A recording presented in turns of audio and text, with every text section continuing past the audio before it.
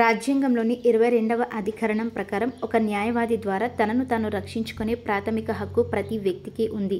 రాజ్యాంగంలోని 39A అధికరణ ప్రకారం పేదరికం లేదా ఇతర కారణాల వల్ల న్యాయవాదిని నియమించుకోలేని ఏ పౌరుడికైనా ఆ సౌకర్యాన్ని ఏర్పాటు చేసే బాధ్యత ప్రభుత్వంపై ఉంది. భారతదేశం గణతంత్ర రాజ్యంగా ఏర్పడిన 1950 జనవరి 26వ తారీఖుని సుప్రీంకోర్టు కూడా ఏర్పాటు చేయబడింది. అంతకు మునుపు తన స్థానంలో ఉన్న ఫెడరల్ కోర్ట్ ఆఫ్ ఇండియా విధులు నిర్వహించిన పార్లమెంట్ హౌస్లోని ఛాంబర్ ఆఫ్ ప్రిన్సెస్ నందే తన పనిని కూడా ప్రారంభించింది. న్యూఢిల్లీలో గల ముద్రా రోడ్లో ఉన్న ప్రస్తుత భవనానికి 1958లో మారింది. భారత రాజ్యాంగ చట్టం ప్రకారం సుప్రీంకోర్టు 28 జనవరి 1950 ఏర్పాటైంది. అప్పటి ఫెడరల్ కోర్టు చివరి న్యాయమూర్తి అయిన జస్టిస్ హరిలాల్ జే కానియా సుప్రీంకోర్టు యొక్క తొలి ప్రధాన న్యాయమూర్తిగా వ్యవహరించారు.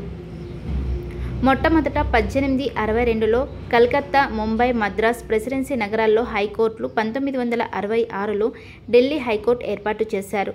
అయితే ప్రస్తుతం 25 హైకోర్టులు ఉన్నాయి. చాలా రాష్ట్రాలకు ప్రత్యేక హైకోర్టులు ఉండగా పంజాబ్, హర్యానాలకు చండీగఢ్లో ఉమ్మడి హైకోర్టు ఉంది. 4 ఈశాన్య రాష్ట్రాలైన అస్సాం, నాగాలాండ్, మిజోరాం, అరుణాచల్ ప్రదేశ్లకు గౌహతిలో ఉమ్మడి హైకోర్టు ఉంది. ఆంధ్రప్రదేశ్, తెలంగాణలో జనవరి 1, 2019 నుండి ప్రత్యేక హైకోర్టులు ఏర్పాటు చేయబడ్డాయి. కొన్ని రాష్ట్రాల్లో ఇతర ప్రాంతాలకు అందుబాటులో ఉండడానికి హైకోర్టులకు ప్రాంతీయ భాగాలు, బెంచ్లు ఏర్పాటు చేశారు. సబార్డినేట్ న్యాయస్థానాలను సాధారణంగా వివిధ పేర్లతో పిలుస్తారు. వీటిని ట్రయలర్ కోర్ట్ లేదా district judge court, additional sessions judge, chief judicial magistrate, metropolitan magistrate, civil judge ఇలా అనేక పేర్లతో పిలుస్తున్నారు.